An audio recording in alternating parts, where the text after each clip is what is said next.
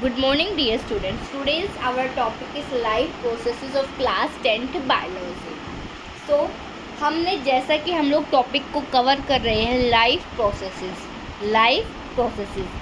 Life means ज़िंदगी and processes means प्रतिक्रियाएं। तो हम अपनी ज़िंदगी जीने के लिए जिस जिस प्रतिक्रियाओं को करते हैं, जिस जिस प्रोसेसेस को परफॉर्म करते हैं, वो सब आएंगे लाइफ प्रोसेसेस के under. The various basic functions performed by living organisms to maintain their life on this earth is called life processes। यानी कि बहुत से अलग अलग फंक्शंस होते हैं जो हम परफॉर्म करते हैं, जितने भी लिविंग ऑर्गेनिजम्स होते हैं अपनी लाइफ को मेंटेन करने के लिए, हम उसको कहते हैं लाइफ प्रोसेसेस। अब चाहे वो यूकैरियोटिक ऑर्गेनिज्म हो, चाहे वो प्रोकैरियोटिक ऑर्गेनिज्म हो, चाहे वो यूनिसेलुलर ऑर्गेनिज्म हो, चाहे वो मल्टी सेलुलर ऑर्गेनिज्म हो, हर जो लिविंग ऑर्गेनिजम्स होता है वो कुछ बेसिक फंक्शंस परफॉर्म करता है अपनी लाइफ को मेंटेन करने के लिए। आप जैसे हम एग्जाम्पल की बात करें, यूनिसेलुलर एग्जाम्पल की बात करते हैं लाइक अमीबा, पैरामीशियम, यूग्लिना। और अगर हम मल्टी सेलुलर की बात करते हैं लाइक ह्यूमन बीइंग हो गए, प्लांट हो गए, एक्सेट्रा। अब हम बेसिक फंक्शंस कौन कौन से परफॉर्म करते हैं, जैसे हम अगर ह्यूमन बीइंग की बात करते हैं तो ह्यूमन बीइंग जो होता है अपनी लाइफ को प्रोसीड करने के लिए डेली रूटीन में उसको किस किस चीज़ की रिक्वायरमेंट होती है। सबसे पहला खाना, ठीक है।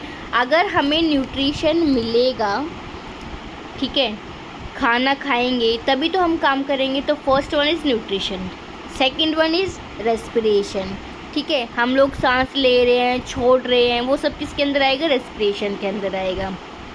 थर्ड वन इज़ ट्रांसपोर्टेशन, यानी कि हमने हमारी बॉडी के अंदर ब्लड सर्कुलेट करता है, वेस्ट प्रोडक्ट सर्कुलेट करता है, एनर्जी की फॉर्म में सर्कुलेट करता है, एनर्जी सर्कुलेट करती है, वो सब किस में पढ़ेंगे हम लोग? ट्रांसपोर्टेशन के अंदर पढ़ेंगे।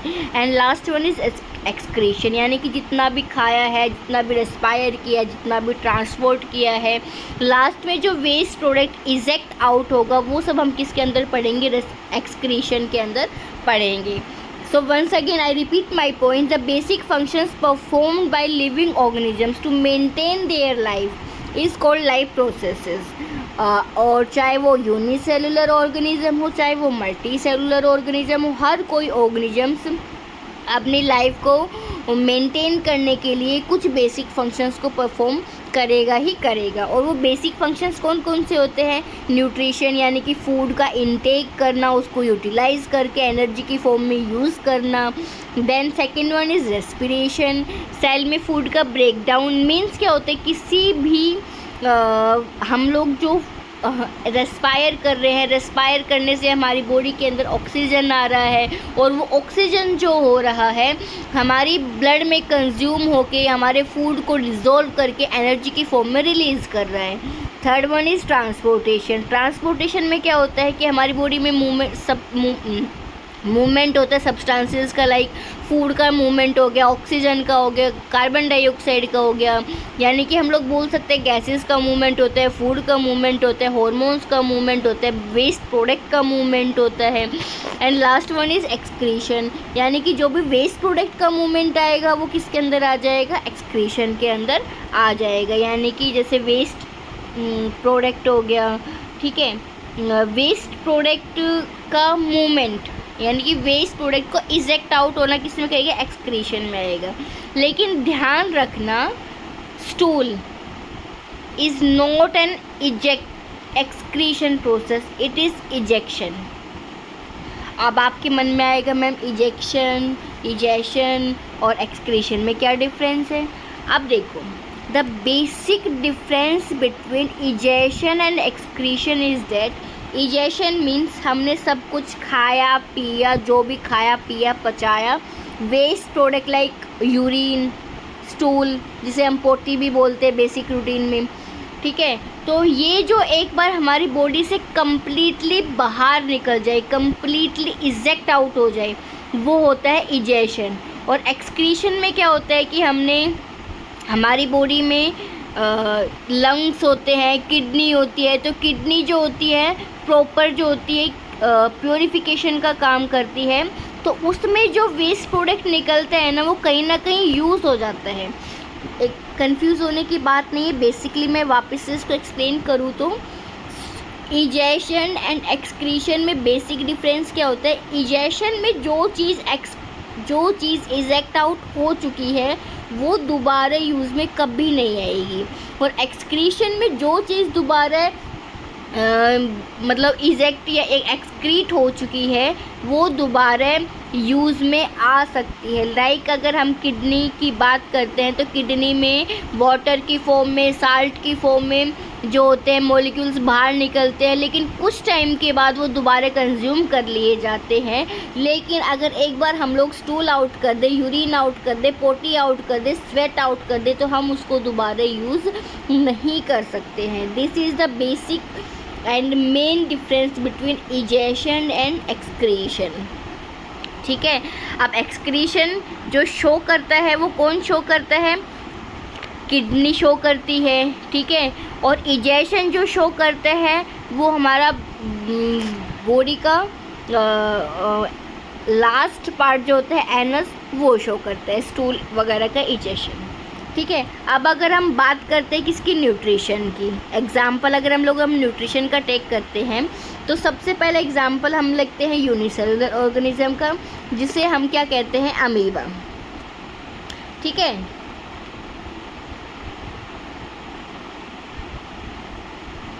अब हम बात करते हैं अमीबा की।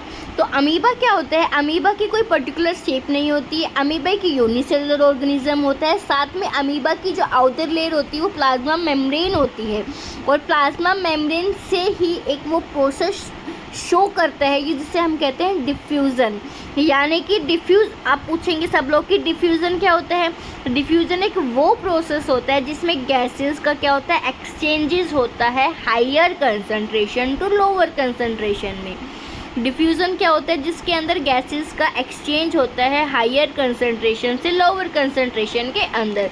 अब एक पॉइंट ध्यान रखना कि अमीबा की बॉडी में ट्रांसफ़र हो रहा है ऑक्सीजन, और अमीबा की बॉडी से बाहर क्या ट्रांसफ़र हो रहा है, कार्बन डाइऑक्साइड।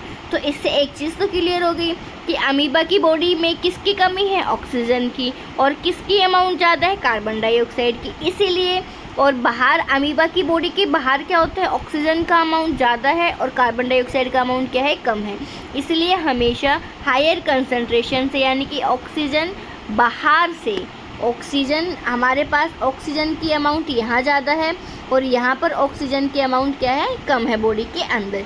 अब वो बाहर से अंदर गई, यानी कि यहाँ पर हायर कंसंट्रेशन है, यहाँ बॉडी के अंदर कैसी कंसंट्रेशन है, लो कंसंट्रेशन है।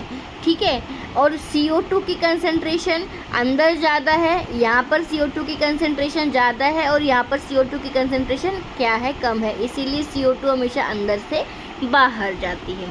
Clear my point? Once again I repeat my point. क्या कहता है कि अगर हम बात करें किसकी, अमीबा की, तो अमीबा की बॉडी में जो ऑक्सीजन होता है और जो CO2 होता है, ऑक्सीजन का अमाउंट क्या होता है,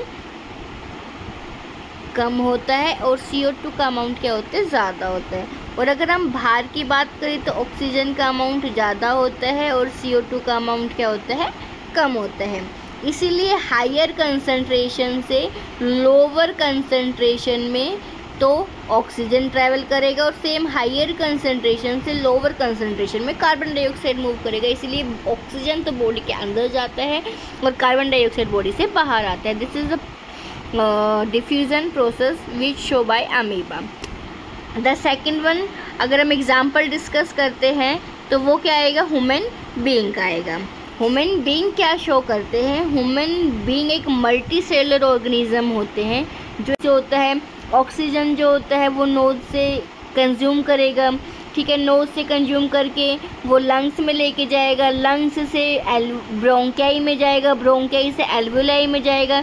यानी कि उसमें भी एक प्रोसेस अपना पर्टिकुलर शो हो रहा है। एंड अगर हम किसकी बात करते हैं, प्लांट की बात करते हैं, प्लांट में क्या होता है, अगर हम प्लांट की बात करें तो प्लांट में जो प्रोसेस शो करता है वो कौन करता है, स्टोमेटा शो करता है। ठीक है, स्टोमेटा में क्या होता है, स्टोमेटा लीव्स में पाया जाता है, और लीव्स में क्या होता है, ऑक्सीजन लेते हैं और CO2 को ऑक्सीजन लेता है और CO2 को कहीं ना कहीं रिलीज करता है। ठीक है, अब वही पॉइंट इसमें एक्सप्लेन किया गया है, movement of gases from higher concentration to lower concentration diffusion में होगा, और ऑस्मोसिस क्या होता है, सेमी परमेएबल मेम्ब्रेन के थ्रू हायर कंसंट्रेशन से लो कंसंट्रेशन पे मूवमेंट करना। This is the basic thing which explain in this topic.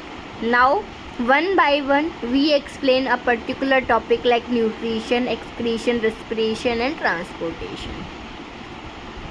So firstly we will discuss about a topic that is nutrition. This is a basic and important topic, and this chapter is also an important chapter.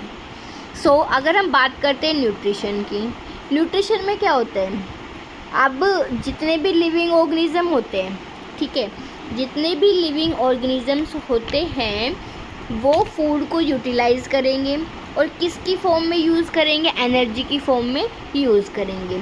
The process by which a living organisms obtain, यानी कि प्राप्त करना and utilise करना किसको, food को. और food किसकी form में हो सकता है, वो एनर्जी की फॉर्म में हो सकता है, वो न्यूट्रिएंट्स की फॉर्म में हो सकता है, या फिर वो कोई भी डैमेज्ड टिश्यू को रिपेयर करने की फॉर्म में हम उसको यूटिलाइज कर सकते हैं. एक बार मैं फिर से बताना चाहूँगी कि हम इसमें क्या करते हैं, लिविंग ऑर्गेनिजम्स फूड को सबसे पहले ऑब्टेन करेंगे, ऑब्टेन करने के लिए यूटिलाइज़ करेंगे. आप पूछेंगे कि मैम यूटिलाइज़ किस किस तरीके से हो सकता है, तो यूटिलाइज़ क्या तो उसको एनर्जी की फॉर्म में कर लेंगे, या उसको कहीं ना कहीं न्यूट्रिएंट्स मिल जाएंगे, यानी कि वो ग्रोथ शो कर रहा है, कोई टिश्यू कोई ऑर्गन की ग्रोथ या डेवलपमेंट हो रही है, इस तरीके से शो कर सकता है, या फिर रिपेयर कर रहा है किसी डैमेज टिश्यू का. ठीक है, अब हमें मैम न्यूट्रिएंट्स किस किस की फॉर्म में मिलते हैं, न्यूट्रिएंट्स कहाँ कहाँ स्टोर होते हैं, क्या होता है, अब हम उसकी बात करते हैं. न्यूट्रिएंट्स क्या होते हैं, कुछ ना कुछ फूड के कंपोनेंट्स ही होंगे, फूड लेंगे तभी तो हमें न्यूट्रिएंट्स मिलेगा ना. तो कार्बोहाइड्रेट्स किसकी फॉर्म में स्टोर होता है, एनर्जी की फॉर्म में स्टोर करेंगे. ठीक है, प्रोटीन को हम क्या करेंगे, मसल्स में स्टोर करके रखेंगे.